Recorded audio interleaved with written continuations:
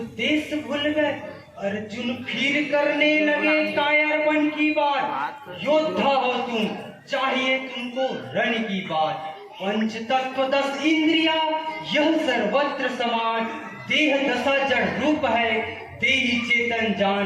10 पंच मध्य चैतन्य एक, जिसका प्रकाश सारों में है, जैसे सूरज का भीषण प्रतिज्ञा करने वाले उन पितामह भीष्म का पतन नहीं हुआ, हम सब का पतन हो गया। भारत के उज्जवल लगाते हुए सूर्य के अस्त होते ही तारागण हमारे सिरों पर टिमटिमाने लगे और हमें पिघलाने लगे। शीश पर पहुंचा है, शीश पर मृग तुम्हारे सामने अब दहाड़ता सिर। अरे नन्हे नादान, इतनी लंबी जुबान, जी में आता है तुझे पृथ्वी पर सुला दिया जाए, यमपुरी पहुंचा दिया जाए, परंतु तेरी अवस्था देखकर मुझे दया आती है। तुझ पर हाथ डालते इन हाथों को लज्जा आती है। लज्जा और इन हाथों को, अरे जो एक पतिव्रता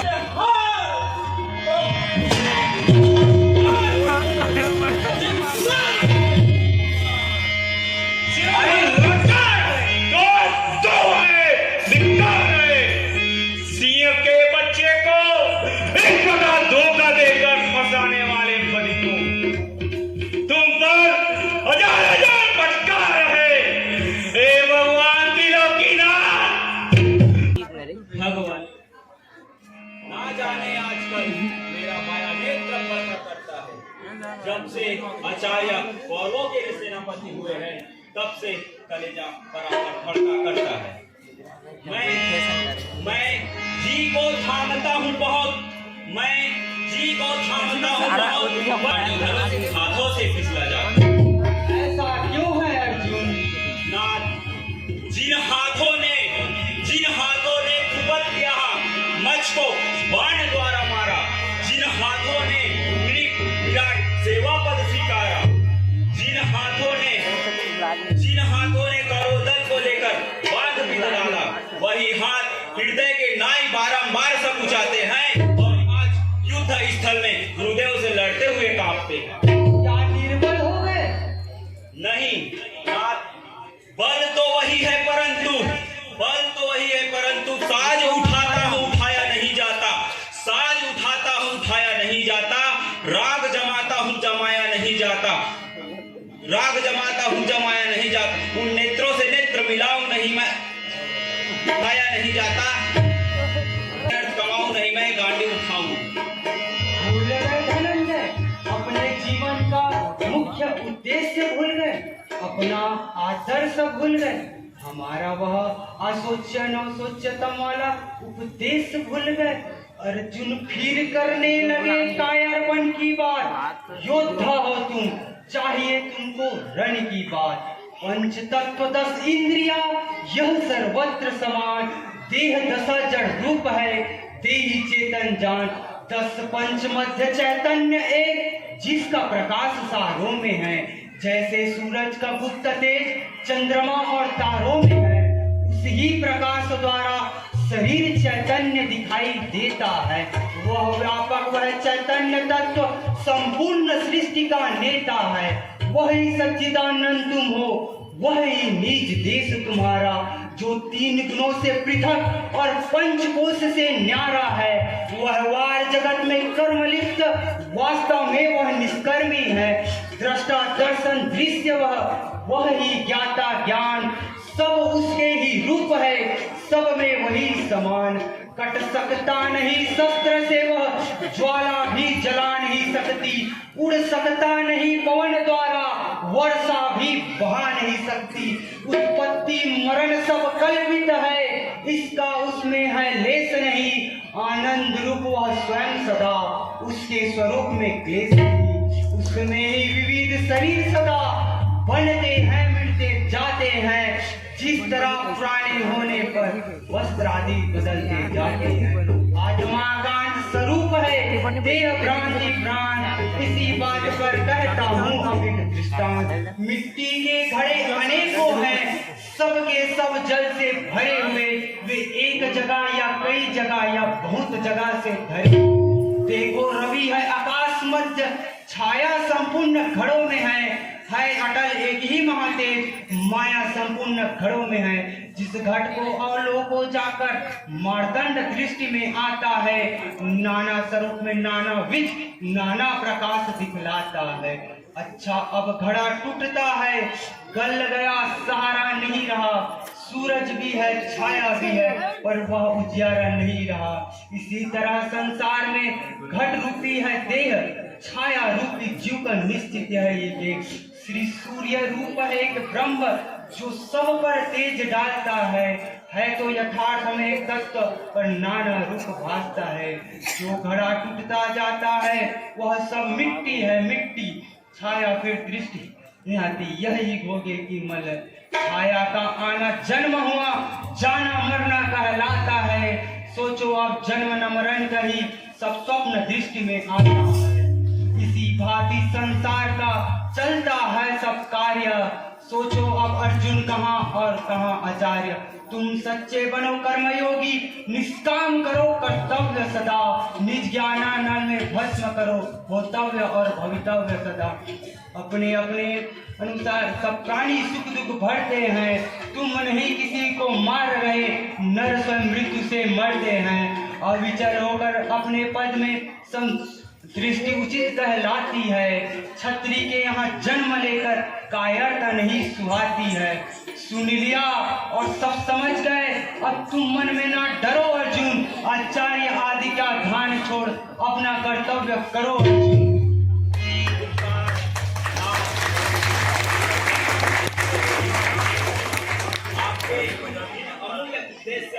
अनंत उपकारों पर अपना ही उद्धार है। तो चलिए नाथ, यह सेवा करने के लिए तैयार है। तो आज हमें समसप्तकों की ओर चलना है, त्रिगत राज से युद्ध करना है। जो आगे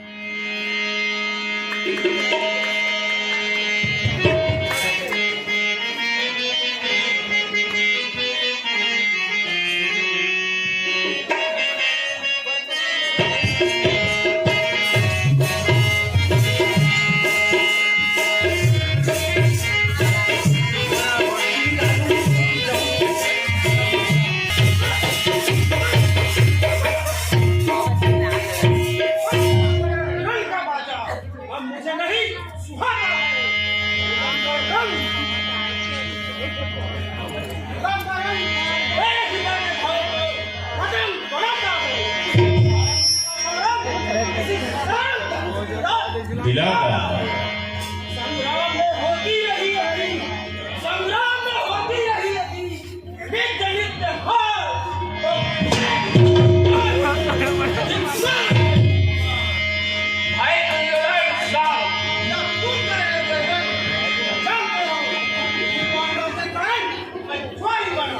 अत्याचारी बना, व्यभिचारी बना, परंतु उनका मैं कुछ न बिगाड़ सका। मेरा बड़ा बुराया भाग बिगाड़ रहा है, आशाओं का भाग उजाड़ रहा है। आंखें हैं तो आंखों के आगे, आंखें हैं तो आंखों के आगे, उनकी लाशें टूटे वरना उनकी जय के पहले या मेरी आंखें। भाई इस तरह उदास न होइए। आज उनकी बातों की बड़ाई सुनी जा रही है तो कल हमारी बातों की बड़ाई सुनी जाएगी और उनकी क्षति होगी। सूर वही है, वीर वही है जो जल में जाके ललकारे, हारे भी तो मन से मरते, पर अपना हिम्मत कभी न हारे। हिम्मत तो उसी दिन विदा हो गई जिस दिन शत्रुओं ने दादाजी पर विजय पाई। छाया में थे जिस वृक्ष के हम, छाया में थे जिस वृक्ष के हम, उसका पतझड़ हो गया। फल चाहते थे जिस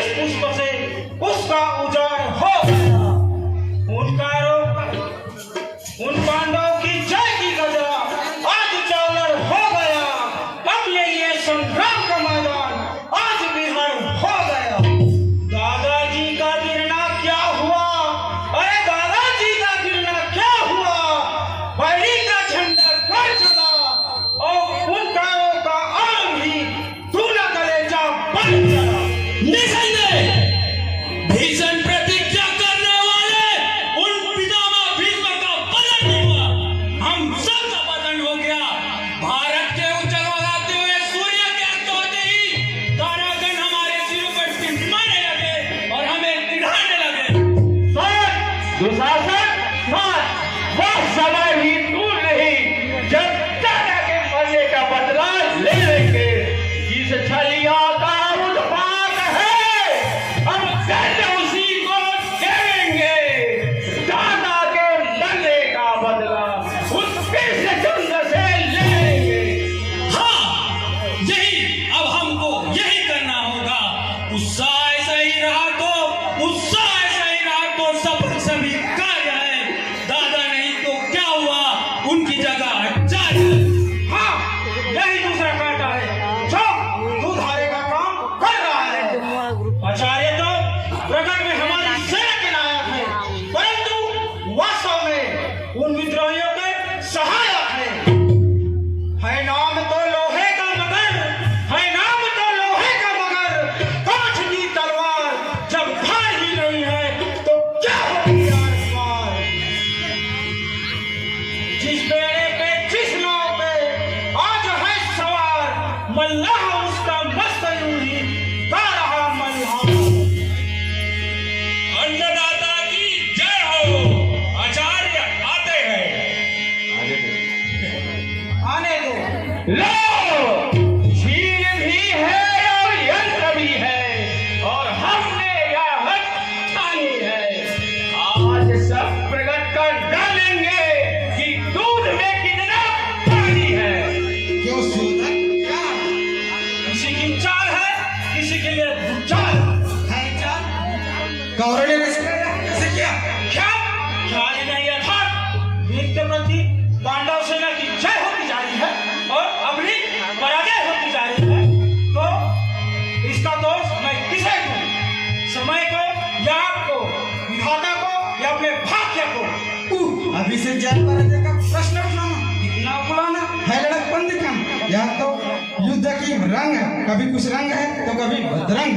हार जीत है युद्ध में, हार जीत है युद्ध में, समय समय की बात। कभी उजेला दिवस तो कभी अंधेरी रात। परंतु आप जैसे सेनापति के होते हुए नित्य प्रति पराजय हो तो क्यों न विस्मय हो। पश्चाताप भी नहीं, प्रश्न ही नहीं, संताप भी नहीं, प्रश्न होता है कि इस पराजय का यथार्थ कारण क्या है। कारण यह है कि अर्जुन के तीखे बाण आचार्य को मरने नहीं देता, जमकर लड़ाई लड़ने नहीं देता। क्यों? सही कहा ना दुशासन। ठीक और बिल्कुल ठीक। गुरु तो गुड़ ही रहे, चेले शक्कर हो गए। अर्जुन ने जब बाण कहा था तब इनके मुख धो रहा था। चेले पर जब स्नेह महा था तब तो उसका हर वार। और एक बात और है, उस अर्जुन के रक्षक है श्री कृष्णचंद्र, जो समय समय पर अपने सुदर्शन से उनकी रक्षा करते हैं। और आचार्य उनके रक्षक है। ऐसा न कहो सियोधा। मैं कहूंगा और अवश्य कहूंगा। मैं देख रहा हूं अर्जुन के बाण के बराबर आप तीखी मार कर रहे हैं और बचा बचा कर वार कर रहे हैं। या क्या गुरु चेले की जुगत नहीं, मिली भगत नहीं? पक्षपात करिए परंतु प्रतिघात नहीं करिए। मैं रण में पांडवों का रिपु हूँ, रण के अतिरिक्त तुम्हारा उनका गुरु हूँ।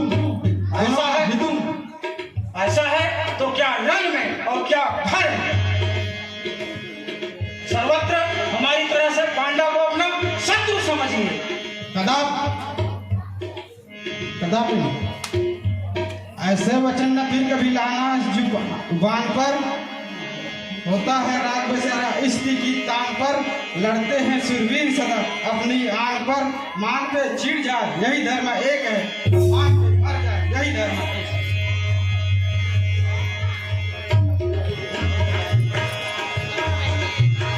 अच्छा तो हमें जाए वह नहीं है जो अपने होता नहीं हो। विश्वास तो हो ही गया, परंतु चलता है सच्चा बहाने तभी, चलता है सच्चा बहाने तभी, जब ठाव ठिकाना हो कोई, कर्तव्य तभी पालन होता है, जब प्रण बिठाना हो कोई। हाँ, उत्साह भी तभी होता है जब कुछ ध्यान हो, और विश्वास तभी होता है कुछ प्रमाण हो। प्रण चाहते हो, प्रण चाहते तो सुनो, सौगंध पूर्वक मेरा तुमसे कथन है, यह वीर प्रतिज्ञा है, ब्राह्मण का वचन है, मध्यस्थ मेरी बातों का भवन है, साक्षी आकाश है, पृथ्वी है, पवन है, करता है किसी वक्त प्रण आज, पांडवों के किसी वीर का होएगा मरण आज।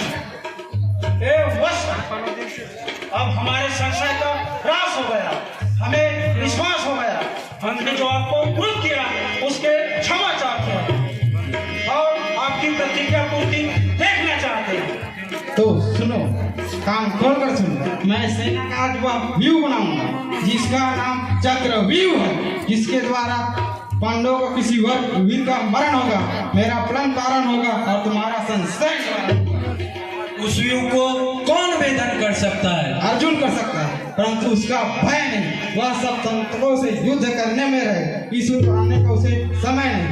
चुप तो, किसी तरह पराजय नहीं।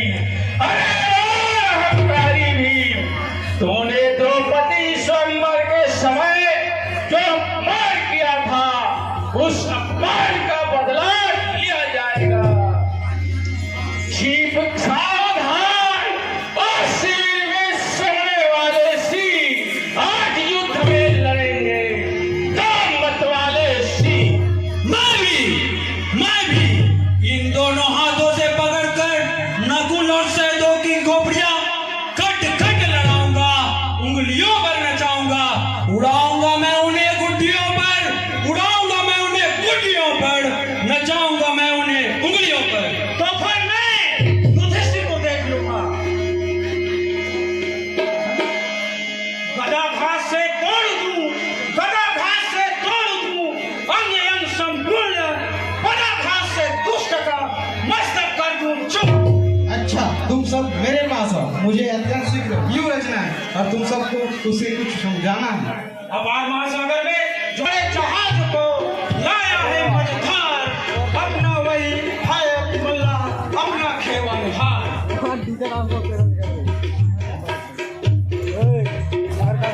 यह राज तृष्णा भी बड़ी प्रबल है। मृग तृष्णा तो एक मृग का ही प्राण लेता है, परंतु यह राज तृष्णा राजा के राज के साथ साथ राज सेना का राज को समस्त बलिदान लेता है। लाल पर जो टिट्टियां लड़ती है, ठीक उसी प्रकार एक राजश्री पर दो नेपाल लड़ते हैं। जो हारता है वह तो हारता ही है, प्रजा भी एक प्रकार की हार है। इसलिए इस नागिन तृष्णा को धिक्कार ही धिक्कार है। जब एक हुए तो 100 होते, 100 हुए तो इसी तरह बढ़ते बढ़ते सब राजा के पद पर आया है, फिर भी संतोष नहीं मिलता।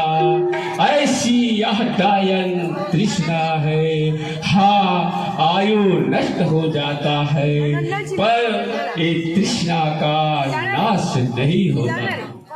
यथार्थ और इसी तृष्णा की दूसरी बहन का नाम चिंता है। जिस प्रकार एक वेश्यागामी पुरुष मदिरा आदि अन्य दुर्वसनों का व्यस है, उसी प्रकार तृष्णागामी पुरुष चिंता का अध्ययन करता है और उनके हृदय रूपी चूल्हा में तृष्णा रूपी लकड़ी द्वारा चिंता रूपी अग्नि प्रबल हो जाता है और उसे चिता की नाई रात दिन जलाता है। आर्य, चिंता और चिता में किसका पद बड़ा है? परंतु चिता से चिंता में आधा नाकार बड़ा हुआ है। और क्यों बड़ा हुआ है? चिता जिसे हम कहते हैं वह मुर्दे को जलाता है, इसीलिए बड़ी है चिंता जो जिंदों को होता है। यह क्या हमें उपदेश दे देते थे, आप उदास क्यों हो गए? अनुज, मैं जिस चिंता की कृष्णा की कथा अभी कही जा रही थी, वही चिंता मेरे हृदय की दावानल को भड़का रही है, मेरे हृदय में हृदय तंत्री को तड़पा रही है। देव, जब तक भगवान वासुदेव के हाथ में सुदर्शन है, जब तक मेरे पिता महारथी अर्जुन के हाथों में गांडीव है, जब तक मेरे चाचा नकुल और सहदेव के हाथों में खंग है, और जब तक आपके इस बालक, आपके सेवक 16 वर्षीय बालक के मुष्टिका में बल है, तब तक आपका चिंता करना व्यर्थ है। अविचल है जो धर्म पर, अविचल है जो धर्म पर, होती उनकी जीवित, अन्यायी की लाश पे कुत्ते गाते की। पुत्र मनु, मेरी चिंता का ही दूसरा अर्थ है। वह क्या? वह यह कि नित्य नित्य यह समर क्षेत्र आर्य जाति से बढ़ता जा रहा है। पिता के हाथों पुत्र, पुत्र के हाथों पिता करता जा रहा है। अब यह दृश्य इन नयनों से हरा नहीं जाता। हाँ, दुर्योधन अन्यायी है, अनाचारी है, फिर भी वह हमारा। महाराज, आपका यह बहरताव संग्राम के समय नहीं सुहाता है। आपका यह दया भाव, आपका शांत स्वभाव हमें कायर बनाता है। विपरीत समय का मीठापन, विपरीत समय का मीठापन नहीं सुहाता है, और मीठे वचनों के कारण तोता पिंजड़े में आता है। जो ज्यादा मीठा होता है वह कोल्हू में पेरा जाता है।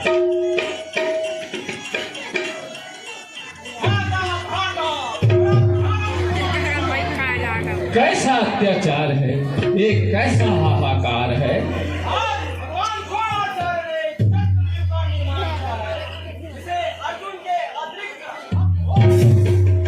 अब क्या होगा?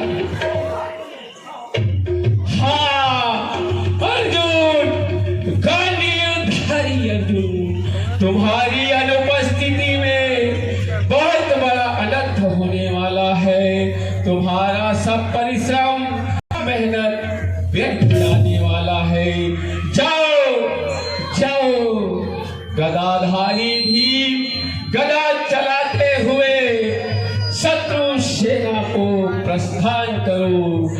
जब तक में हाथ है और हाथों में गदा है, तब तक घोर घमासान युद्ध करो, शत्रुओं का रक्तपान करो, और जब थक जाओ, लड़ते लड़ते थक जाओ, तो आर्य माँ की गोदी में आर्य वीरों की भांति सो जाओ। अर्जुन नकुल चलो, सहदेव बढ़ो, अब जय पाना दुर्लभ है। पराजय की टीका लगाने से पहले उन अन्यायियों के टक्करों को झेलो, अपने प्राणों पर खेलो। न्याय हेतु संग्राम में जो होता संहार, उस योद्धा के वास्ते खुला स्वर्ग का द्वार। आप इतने क्यों अकुला रहे हैं? क्यों अकुला रहे हैं? क्या तुम्हारी कान नहीं? युवा अवस्था में इतना ज्ञान नहीं? धनवा तुम्हारे कंधे पर, बाण तुम्हारे निशंगों में, और पांडव के पवित्र रक्त तुम्हारे रुधिर में है। सब कुछ है, फिर भी उस आचार्य के बनाए हुए चक्रव्यूह को तोड़ने की जरूरत नहीं। जाओ, यदि पांडव पुत्र कहते हो तो पांडव के नाम पर निछावर हो जाओ, नहीं तो आर्यमा की गोदी में सो जाओ। है कर्मवीर वाही जो सोया वसुंधरा पर, कर्तव्य करे पालन जो सोया वसुंधरा पर। आज मेरे पिता की अनुपस्थिति और चक्रव्यूह की उपस्थिति के कारण महाराज का स्वभाव गरमा गया है, समुद्र में गारफाटा आ गया है। हाँ अर्जुन, तुम्हारे बिना इन कष्ट का निवारण कौन करेगा? पूज्य, आप गया संताप, आप गया पश्चाताप, अब देखा और सुना नहीं जाता है। हमारे पवित्र रक्त में उबाल आता है। द्रोणाचार्य ने विचारा होगा आज अर्जुन की अनुपस्थिति में चक्रव्यूह रचाए और पांडव को हराए, परंतु उनको विदित नहीं, कायर कभी ना होगा, कायर कभी ना होगा। जो क्षत्रिय का वंश है, अर्जुन अगर नहीं है तो अर्जुन का अंश है। अब मन्नू बेटा, अब मन्नू यार तुम क्या कह रहे हो? यही कि मैं ये चक्रव्यूह का भेदन करूंगा। तुम वह क्रिया जानते हो, चक्रव्यूह तोड़ने की विद्या जानते हो? हाँ महाराज, जानता हूँ। वह अर्जुन का महामंत्र तुम्हारे हाथों कैसे लगा? वह जो उनकी अकाट्य जो मंत्र है तुम्हारे हाथों में कैसे आया? वह बड़ी पुरानी बात है महाराज। जब मैं गर्भ में था तब एक दिन मेरी माता की तबीयत घबराती थी, उनको निद्रा नहीं आती थी। तब मेरे पिताजी उनका जी बहलाने लगे, उनको कहानियां सुनाने लगे और उसी सिलसिले में चक्रव्यूह तोड़ने की प्रक्रिया भी समझाने लगे। और तुम गर्भ में ही सुनने लगे? सुनने ही नहीं, समझने भी लगा। यह क्षत्रिय का बालक क्षत्रियों की विद्या गर्भ में ही पढ़ने भी लगा। सुन लिया और गुण भी लिया? नहीं, यही तो सोच रहा हूँ। उनको सुनते ही सुनते मेरी माता जी सो गई और पिताजी ने सुनाना बंद कर दिया। इसीलिए जहां तक उन्होंने कह पाया वही प्रवेश करने तक की जो संवाद है वो मुझे अब तक याद है। तो तुम अधूरे हो, कच्चे हो, होनहार बच्चे हो। हम तुम उस कलाल के गाल में जाने नहीं देंगे, हम तुझे उस बिहू विकराल में जाने नहीं देंगे। नहीं जाऊंगा, अवश्य जाऊंगा। नहीं, ऐसा नहीं होगा। ऐसा अवश्य होगा। क्यों? क्योंकि आज मैं प्रतिज्ञा कर चुका हूँ कि मेरे द्वारा चक्रव्यूह का भेदन होगा। मैं द्रोणाचार्य के बनाए चक्रव्यूह का भेदन करूंगा। अर्जुन सुत होकर मौन रहूं, अर्जुन सुत होकर मौन रहूं तो लांछन मुझ पर आता है। इसलिए व्यूह में लड़ने को यह आपका बालक चाहता है। ठहरो, जरा ठहरो। पहले इतने 16 वर्ष की आयु और इतना भीष्म प्रतिज्ञा। हाँ, ये 16 वर्ष की अवस्था। 16 वर्ष की अवस्था वाले राम ने जब धनुष धरा था तब अनेकों अन्यायों को सहारा था, पृथ्वी का भार उतारा था। 16 वर्ष की अवस्था में सुबह सूर्य सा काम अब भी घर घर रम रहा। 2 अक्षर का नाम। सोते हुए जगत को जगाया था राम ने, जागे हुए को ज्ञान सिखाया था राम ने। जब मर रही थी जाति तो जिलाया था राम ने, पृथ्वी को स्वर्गधाम बनाया था राम ने। यह सत्य है, परंतु तुम्हें तो विहू में प्रवेश करना ही आता है, तोड़कर वापस आना सीखा ही नहीं। महाराज, जब प्रवेश कर लिया तो वापस आने में कैसी संकोच है, कैसी आपत्तिजनक है। यह अग्नि है जो रण में कलों की आहुति लेगी। यह आवाज वाला है, उतना ही पड़ेगी जितना हिलेगी। यह वह शक्ति है, जाकर शत्रुओं की शह में लेगी। यह वह सिंह है, जाकर शत्रुओं का रक्त छीनेगी। जो यह है वहां पर, तो पांडु का झंडा खड़ा होगा, नहीं तो आर्य मां की गोद में यह बालक पड़ा होगा। महाराज, राजकुमार की यही एक इच्छा है, तो युवावस्था की परिशक्तियों के द्वारा शत्रुओं का रक्त बहाने। ठीक है, यदि तुम सबकी यही इच्छा है तो जाओ, सुभद्रा के आंखों के तारे, अर्जुन के प्राण प्यारे, युवराज हमारे, जाओ।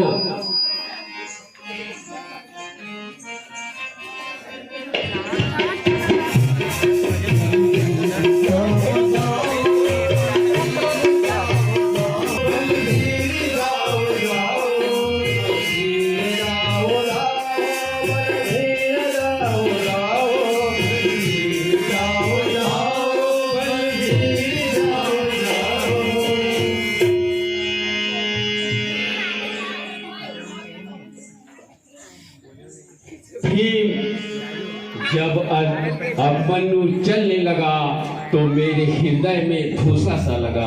अब तो बाम नेत्र भी फड़कने लगा है, इससे तो कुछ अमंगल प्रतीत होता है। क्या राजकुमार वहाँ अकेला जा रहा है? हमें भी आज्ञा दीजिए, हम भी जाएं और चक्रव्यूह को बिगाड़ते हुए, शत्रुओं को सहारते हुए राजकुमार को सफलतापूर्वक यहाँ वापस लाएं। तुम भी चलो, हम भी चलते हैं। राजसी हो चलो, आगे बढ़ो, बढ़ना है तुझे। कौरव सेना के शिविरों को चढ़ना है तुझे। अपने अस्तित्वों के लिए खूब झगड़ना है तुझे। अब होके मदमस्त समर भूमि में खूब लड़ना है तुझे। है धार तलवार की प्यास।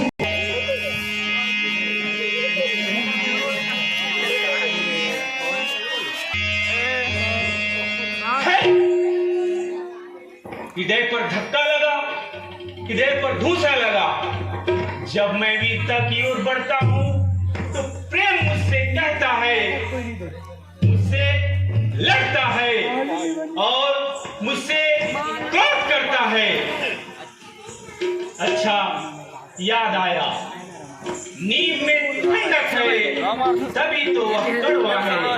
इस पृथ्वी माता की गोद में जल है तभी तो वह सारे संसार का बोझ उठाने में सक्षम है। इसी प्रकार जिनमें प्रेम है वही वीर है। प्रेम ही चातुर्य का एक रूप है, प्रेम ही चातुर्य का एक रूप है।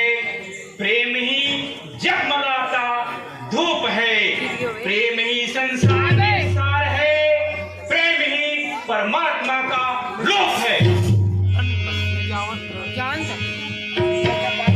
चालू का काम के अंदर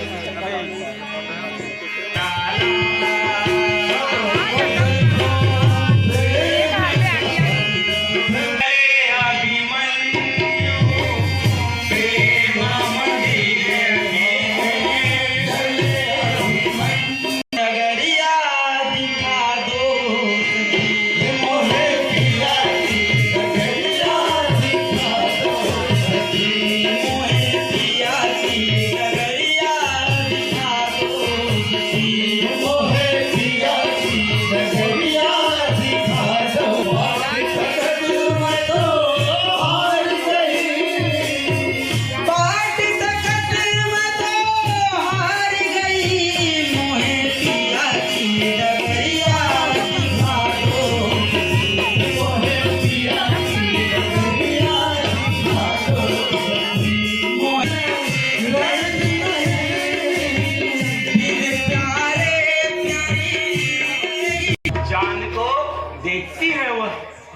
को ऋण होवे, आग में वह जला करती है जो भी ऋण होवे। आज आस्था है यह आश्चर्य हमें बारंबार, चांदनी कह रही है चांद का दर्शन होवे। प्रणाम नाथ।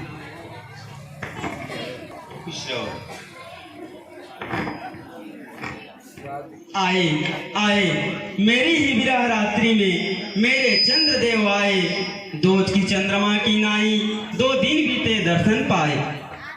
देखना रोज के चंद्रमा को ग्रहण का तो डर नहीं, परंतु कहीं दृष्टि न लग जाए। नाथ आजकल अब नित्य मुझे दर्शन दिया करे, इन संग्राम के दिनों में जल्दी जल्दी मेरी सुधि लिया करे। इतना अवकाश कहाँ प्रिय, आज भी बरियाई समय निकाल कर तुमसे मिलने आया हूँ। अपने वीरस की फुलवारी को तुम्हारे प्रेम जल से सींचने आया हूँ। अहो भाग्य रखी तीरों के प्राण को, यह दुख भरी आंखें दर्शन से कमलनी की तरह उठी आंखें, देखा जो कटोरे की तरह मुख सूरजमुखी आंखें, होते ही प्रातः हो गई सूरजमुखी आंखें। प्रिय क्षमा करना, आज मैं बहुत ठहर नहीं सकता। आज मैं पांडव सेना का सेनापति हुआ हूँ और भगवान द्रोणाचार्य की बनाए चक्रव्यूह को तोड़ने जा रहा हूँ। है या क्या तुम्हारे आंखों में आंसू कैसे? क्या कमलनी डगमगा गई या प्रातः काल के सूर्य देव के लिए अर्घ्य लाई? पड़ रही है ओस क्यों, पड़ रही है ओस क्यों सूरजमुखी के फूल पर ये सवेरे? प्राणवल्लभ प्राणेश्वर दासी का अपराध क्षमा करो, आज रण में ना जाओ। मेरी आंखों में आया यह अचानक अंधकार और अपने आप बहने लगी यह आंसू की धार। अब फड़कती आंख दाई और टूटा गले का हार, मुंह को आता है कलेजा, हाथ क्या है होनहार। यह मंगल चिन्ह है यह सगुन है यह सब प्राणनाथ, इस वास्ते कहती हूँ रण में ना करिए प्रस्थान नाथ। प्रिय प्रियतमे या मंगल की चिंता ना करो, यह व्यर्थ की आशंका ना करो। जिसके पिता भी उसके लिए अमंगल कैसा? प्रिय उत्तरे प्रियतमे प्राण वल्लभे प्राण, समर क्षेत्र ही सर्वदा क्षत्रिय का सुखान। यह सत्य है नाथ, परंतु मैं क्या करूं मेरा हृदय नहीं मानता। तो मनाओ, यह मेरे हाथ की बात नहीं। मैं पिताजी संसप्तकों की ओर है और व्यूह मेरे अतिरिक्त कोई तोड़ नहीं सकता। बोलो उत्तरे बोलो, क्या तुम्हारी यही आज्ञा है? आप दिखाइए और हमारी महारानी का हृदय भी न दुखाइए। तो क्या करूं आप ही बताइए। या तलवार हमें लाइए, चक्र किस तरह तोड़ा जाता है हमें समझाइए और हमें बहलाइए, फिर हमारी महारानी वीरता दिखाएगी और हम रण में जाएंगे और अपनी वीरता दिखाएंगे। घूंघट में रहने वाली ये भोले भाले मूर्तियां अब युद्ध में जाएंगी। हाँ, युद्ध में जाएंगे और अपनी वीरता दिखाएंगे। ऐसा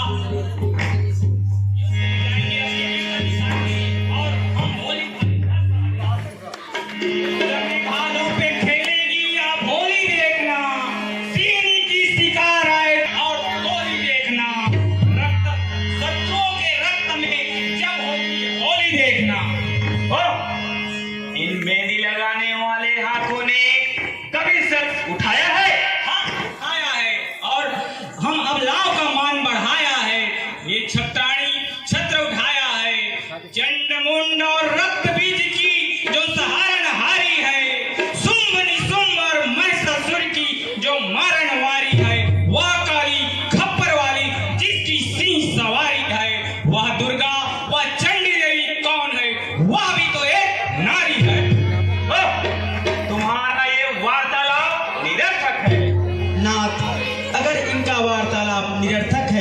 तो आप मुझे अपने साथ युद्ध में ले चलिए, यह तो उचित है।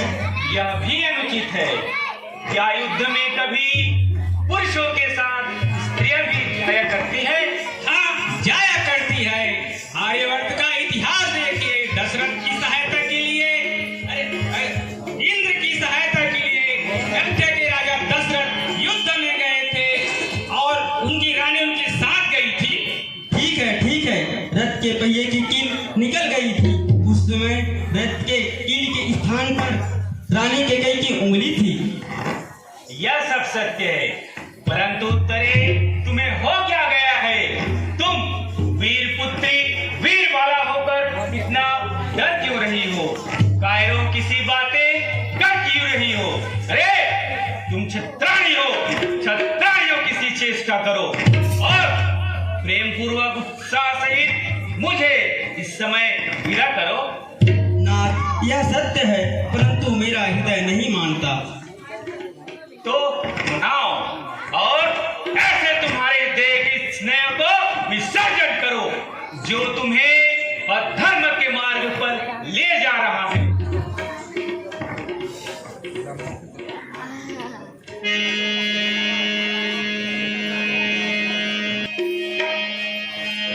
हाँ, मैं अब उत्साह एवं प्रसन्नता पूर्वक आपको विदा करती हूँ।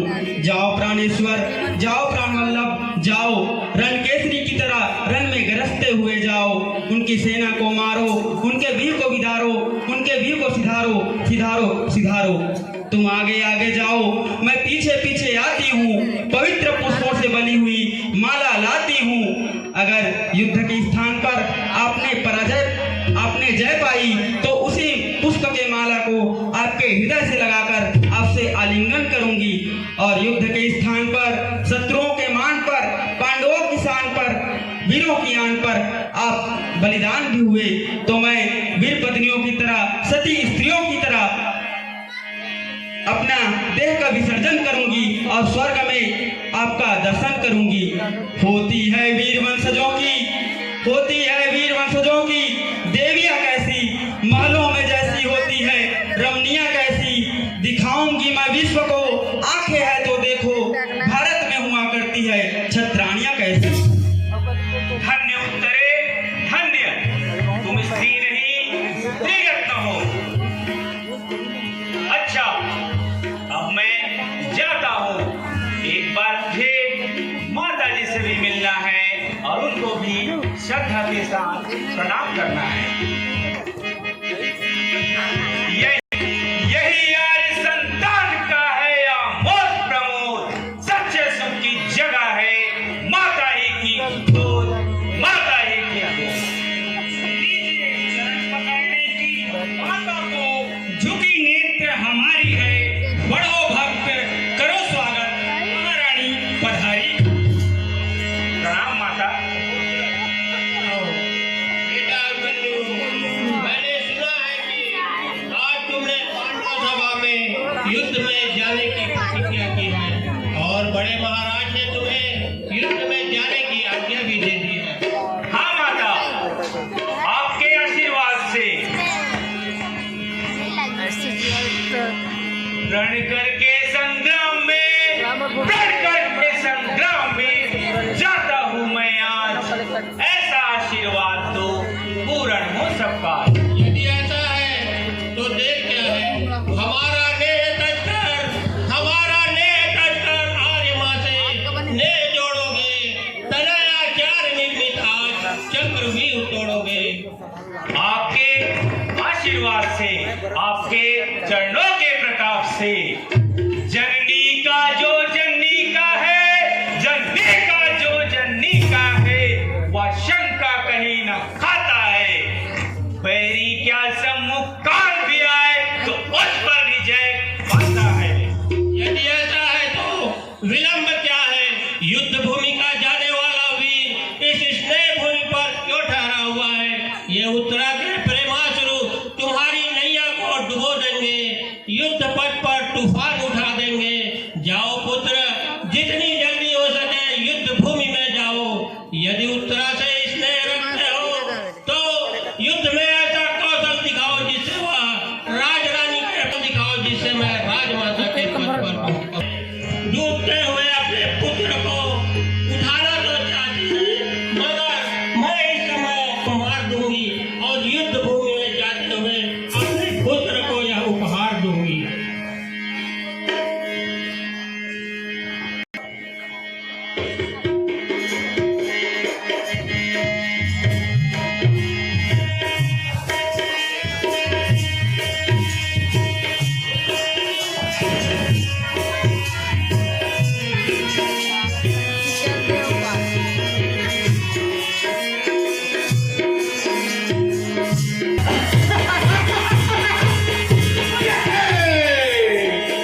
भगवान शंकर का वरदान है कि मैं अर्जुन को छोड़कर शेष चारों पांडव को प्राप्त कर सकता हूँ, परंतु आज अर्जुन का डर नहीं।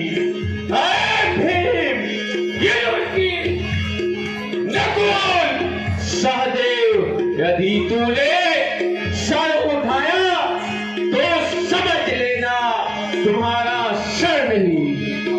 धनुष उठाऊं जिधर, धनुष उठाऊं जिधर, हो जाए उधर दुहाई। बाण चलाऊं जिधर, हो जाए उधर सफाई।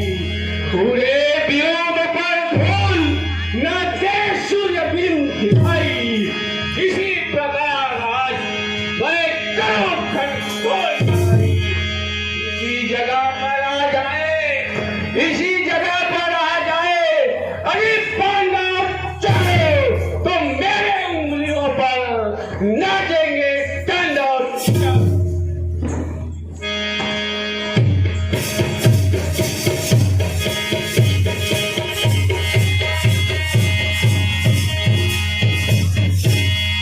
बोल जा, बोल जा, मृग के पीछे दौड़ने वाले शिकारी, सिंह को देख अपने धनुष बाण को भूल जा।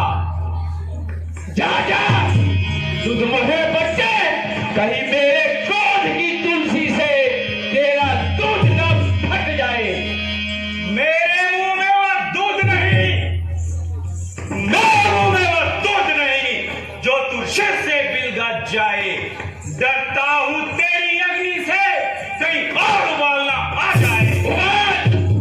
नन्हे नादान, मैं तो तुझे एक सपोलिया समझ रहा था और तुम एक काले नाग की तरह फुसकारने लगा। बोल, क्या चाहता है? लड़ाई लड़कर युद्ध का मैदान में युद्ध करने का भी तुम्हारा उम्र ही नहीं है। प्राणदान और चक्रव्यूह के दरबान, इस प्रकार बोलते हुए तुझे लज्जा नहीं आती? समझ, मैं तेरी आंख तोड़ दूं, तेरा भी मर्द तोड़ दूं, तेरा एक धनुष तोड़ दूं, तेरी बांह तोड़ दूं। जिस व्यू के मुख द्वार का तू नागराज है, वो व्यू और उस व्यू की शान तोड़ दूं। इतना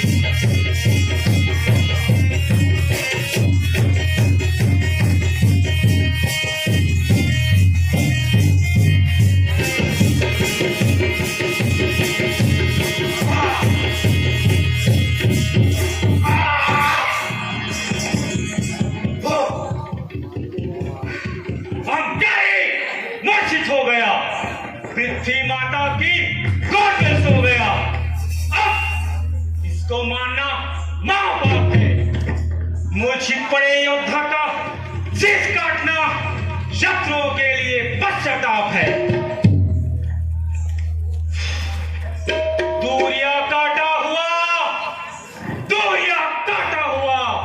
खटका बिल्कुल निकल गया।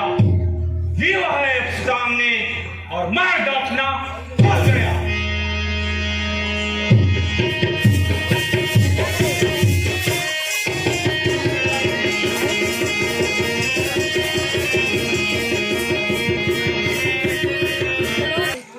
मैं मूर्छित हो गया।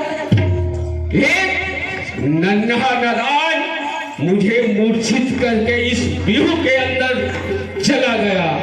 यदि चाहता तो इस अवस्था में मेरा सर काट सकता था, परंतु नहीं, वह अर्जुन का पुत्र है। धन्य है उस माता को जिसने ऐसा लाल जाया है।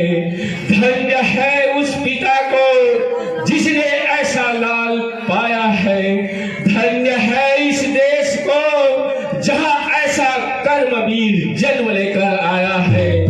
पर एक सिंधु नरेश होकर, एक महान होकर मैं त्रस्त हो गया, या पानी में पाषाण गलित हो गया। हस्ती के दंत उखाड़े तो कैसे उनको पहुंच न हो। बालक से यदि मूर्छित हो तो कैसे उनको सोच न हो। पर वह बहुत मूर्ख था जिन्होंने मुझे जीत छोड़ दिया, परंतु मैं उसे कभी जीत नहीं छोड़ूंगा, क्योंकि सर्वप्रथम तो वह बिहू के अंदर ही मारा जाएगा। यदि वहां से बच गया तो मेरे इन बालों से कब बचने पाएगा। छिप कर आएगा कहां, चारों ओर है भय। इधर भी प्रलय है और उधर भी प्रलय है। पर यह क्या, पुत्र पर भी पिता पर भी पुत्र का जय है। नहीं नहीं, इस जयद्रथ के शुभ नाम के आगे सबसे पहले जय है। अभी टूटे हुए स्थानों को सही किए देता हूँ। अब पन्नू आ गया सो आ गया, अब कोई नहीं आने पाएगा। बोलिए सूर्योधन महाराज की जय।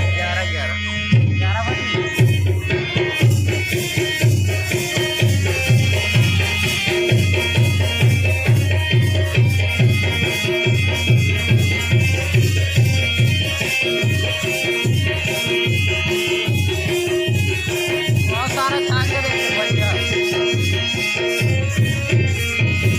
विजय विजय, व्यू के भाग पर विजय। परंतु यह कौन? आचार्य।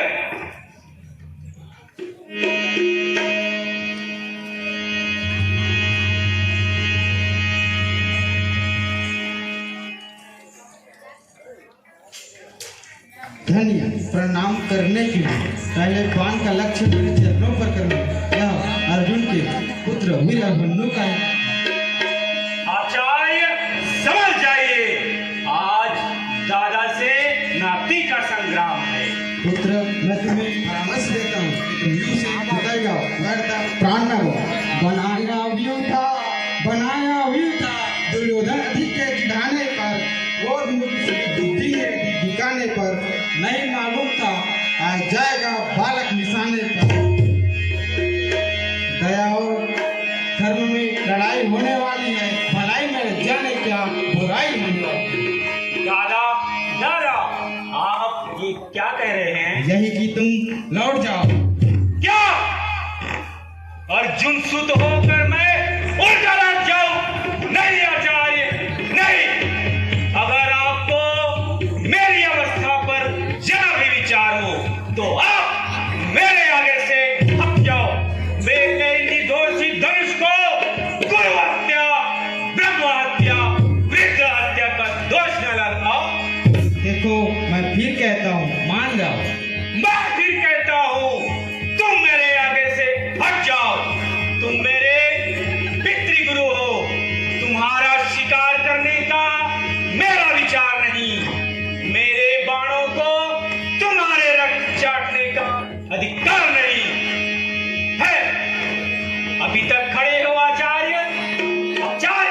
क्या सोच रहे हो? पुत्र, चिंता मुझे अपनी नहीं, चिंता तो तेरी है, ममता तो तेरी है। क्या चिंता, ममता? किसको? आपको? मेरी एक शत्रु के पक्षपाती को? पुत्र, मैं युद्ध में पांडवों का रिपु हूँ, परंतु युद्ध के अतिरिक्त दोनों का पितु हूँ। यदि ऐसा है तो आप हमारी सेना का संहार क्यों कर रहे हैं? कौरवों की ओर से क्यों लड़ रहे हैं? केवल अपना धर्म समझकर वचनबद्ध हो। अच्छा, आज मेरे पिता अर्जुन की अनुपस्थिति में आपने चक्रव्यूह का निर्माण किया है। यह अपवित्र कार्य या अपने उद्देश्य में नहीं लिया है?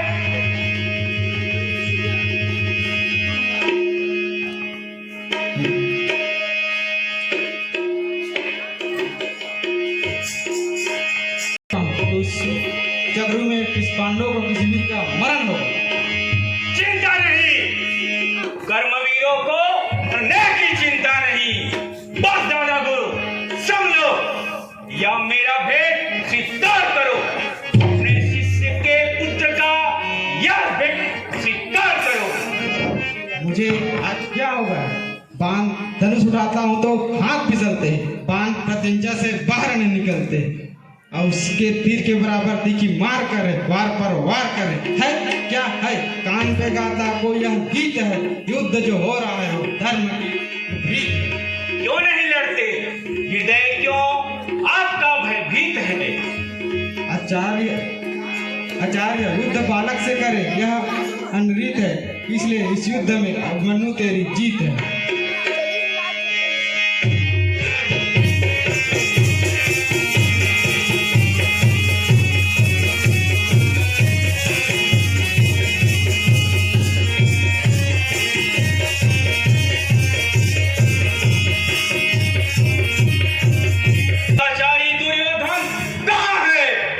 हमारी महारानी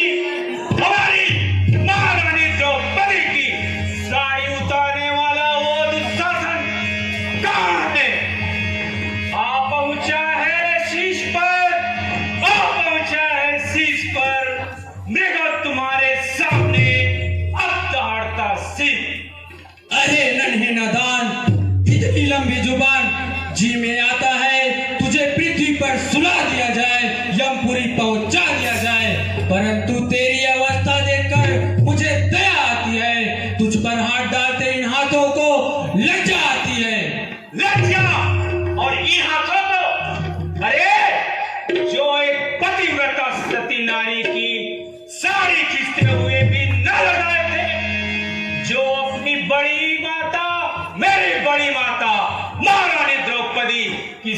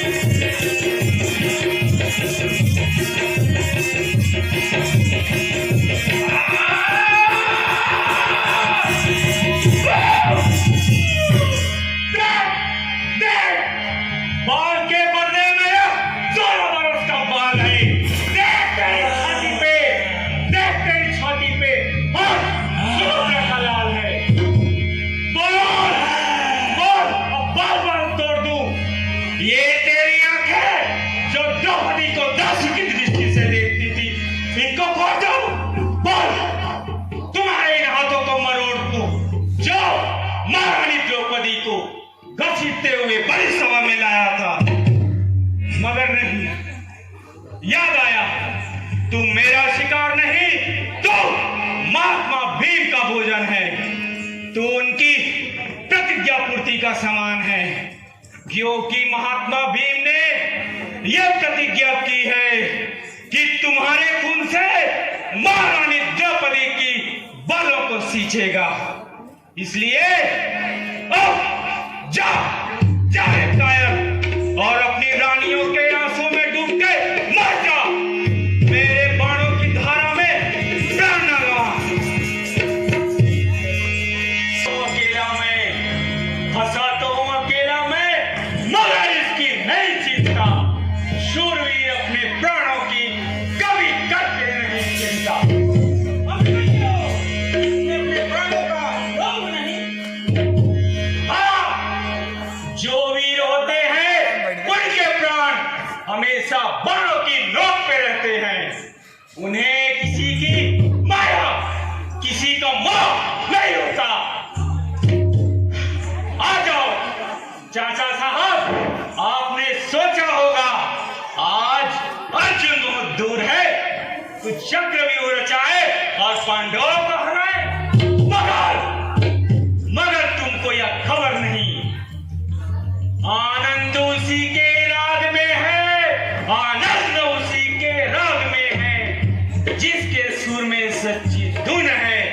पांडव का दास सारा दल का दल, और बच्चा बच्चा अर्जुन है।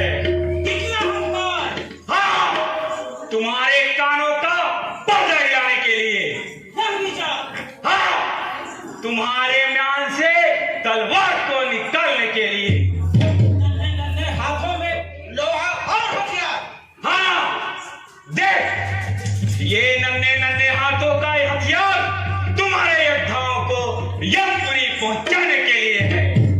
अच्छा, आज देख रहे हो, ये अभिमन्यु एक चक्रव्यूह में अकेला दहाड़ रहा है। बनेले जीवों के समान तुम्हारे योद्धाओं को चुन-चुन कर मार रहा है, और तुम लजाते नहीं, तुम शर्माते नहीं। शोक है तुम्हारे इस ढीठपन पर, शौक है तुम्हारे ढीठपन पर, धिक्कार है तुम्हारे इस कपट भरे रण पर। नहीं, अब नहीं सहा जाता। जो जीना चाहते हो, जो जीना चाहते हो, तो नाव नाक के मुंह में, नहीं तो तुम भी जल जाओगे गिर कर आके मुंह में। आ जाओ चाचा साहब, देखते हैं।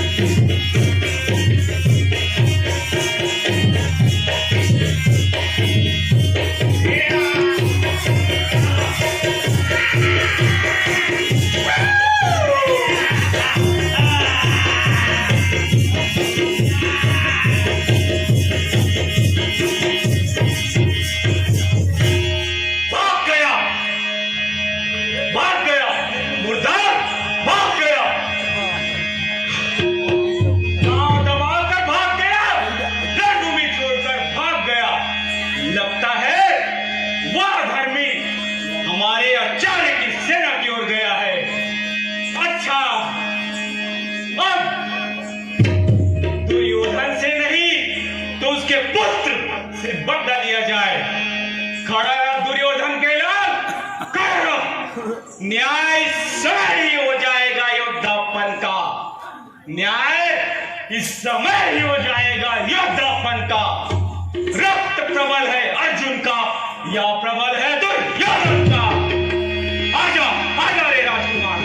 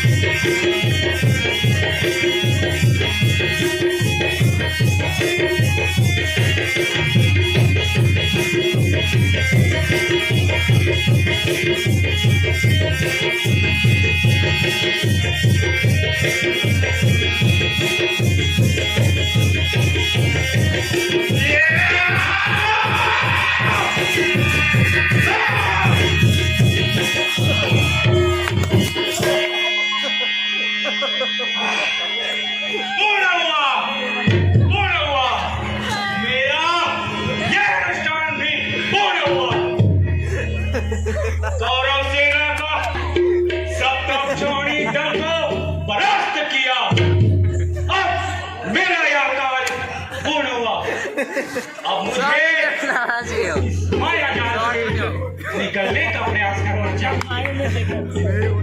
इसलिए पियों के हाथ पर भी मुझको विजय प्राप्त करना चाहिए, जड़ से ही चलना चाहिए।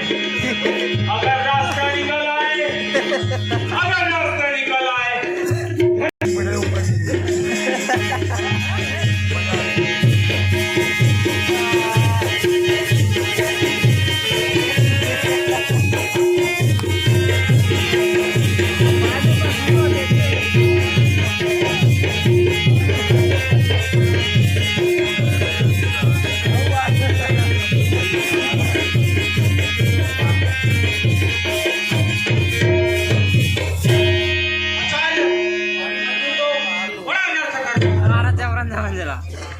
स्वार्थी नहीं रहा, रथ नहीं रहा, शस्त्रों का समूह नहीं रहा, फिर भी एक खंड और एक धनुष बाण पर हजारों में लड़ रहा है। सर्प की अपेक्षा सर्प का बड़ा बच्चा भयंकर। बच्चा न कहो, वह तो अर्जुन से भी आंधी में मरते हुए ज्वाला में उससे भी बढ़कर उस राजकुमार का तेज। रामायण में लव कुश की कथा नहीं सुनी है? अर्जुन बलि है, बलि वह इस समय किधर है?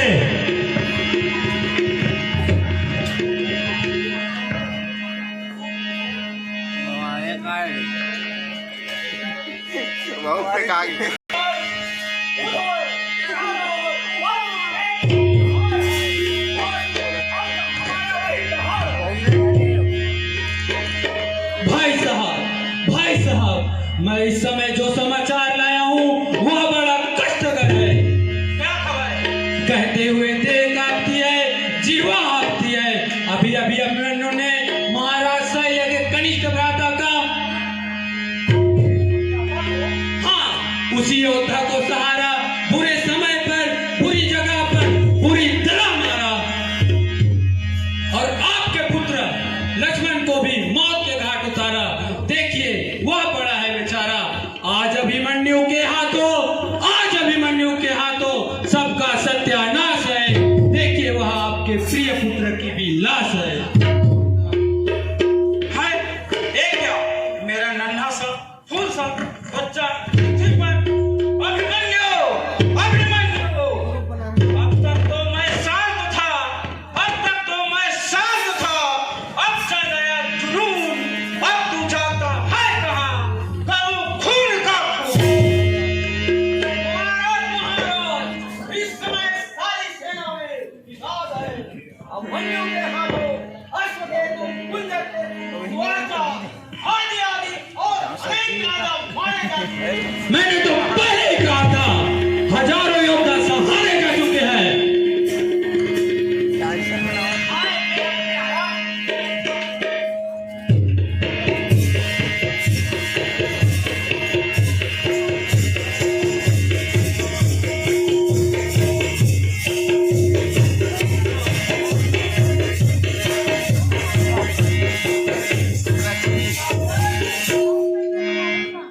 मातुल शकुनी, क्या समाचार है? अंधकार है भांजे, अंधकार है। उस सपोले के पुत्र ने तुम्हारे पुत्र उलूक को भी यमलोक पहुंचा दिया। मेरा पुत्र नहीं।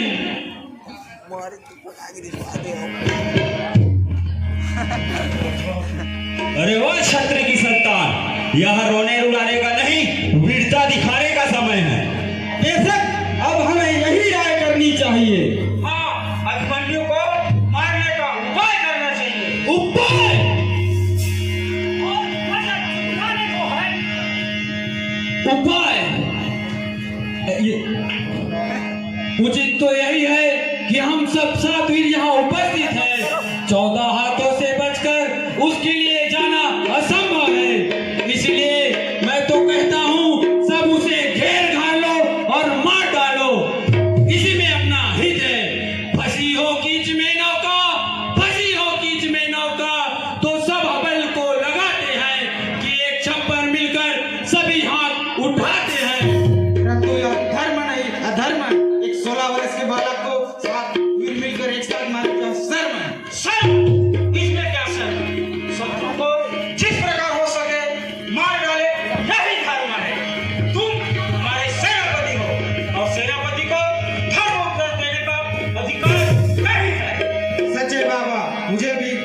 बजरंगियों का खोटे मार्ग दिखाना। जकड़ा हुआ है शरीर, मुझे भी खोटे मार्ग ले जा रहा है। कुशल कहे वाला गीत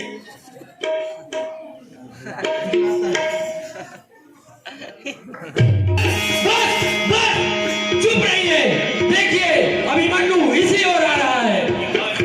हाँ, यही समय है।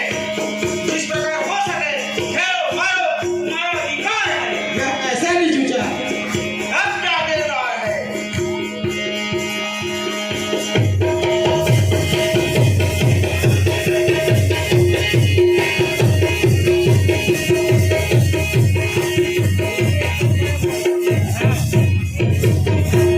विजय, विजय, यह मेरा दूसरी बार विजय है। नहीं मूर्ख, यह विजय नहीं, तेरा अंतिम समय है। अरे गारो, तुम बार बार पांडवों के पराक्रम से पराजित होकर अपना सर झुकाते हो और बार बार बेशर्मी के साथ अपना सर उठाते हो। तुम पर धिक्कार है, तुम पर धिक्कार है। अभिमन्यु को और खुश होकर के श्री मोहित कुमार साहू जी मान के वाले अभ्यास हुए किए हुए हैं। बोले उनकी श्रद्धा भक्ति की जय। अब तुम वीर सम्मुख आते हो, अब तुम वीर सम्मुख आते हो, तो धिक्कार है इस मर्दानी में।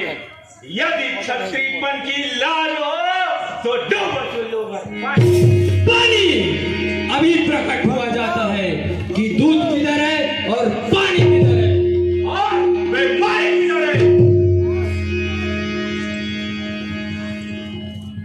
तुम बार बार पांडवों से पराजित होगे और फिर से लड़ने आओगे। अरे तुम कायर हो, पापी हो, तुम वीर नहीं वीर कलंक हो, स्याही वाले मरद हो। तुम बड़े सुबूत हो जो अपनों से बड़ों को इस प्रकार गालियां सुनाते हो, बार बार जुबान चलाते हो। अरे जब बड़े ही अपने बड़ाई करना है, अपना बड़प्पन अपने हाथों गवाए, तो छोटों का क्या दोष?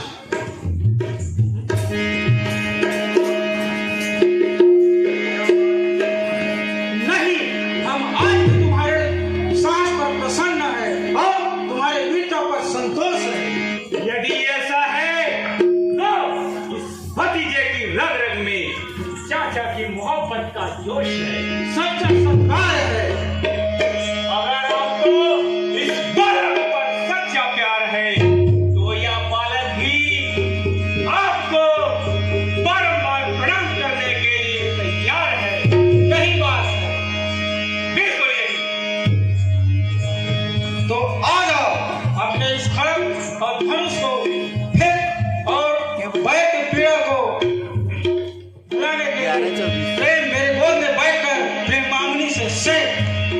बिल्कुल बिल्कुल चाचा जी, आज कौरव और पांडवों में संधि हुई, वैरवाटिका में प्रेम पुष्पों की सुगंधि हुई।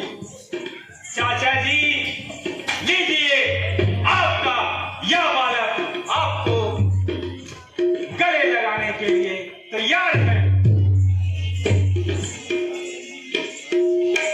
अब जा मेरी प्यारी तलवार, बहुत रक्त पी चुकी, अब विश्राम करो।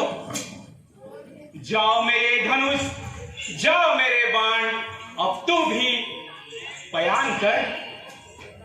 जा मेरे बाणों से भरे हुए निशंग, अब तू भी पयान कर।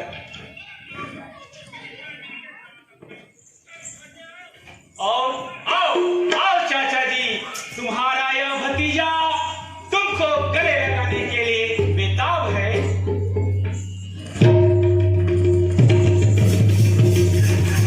लेना जा ना पाए।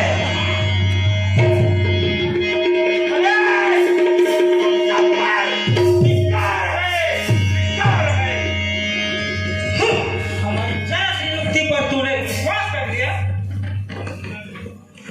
वर्षों की भभक्ति हुई, अब ठंडी पड़ जाएगी और बांधों में सर्दी हो जाएगी।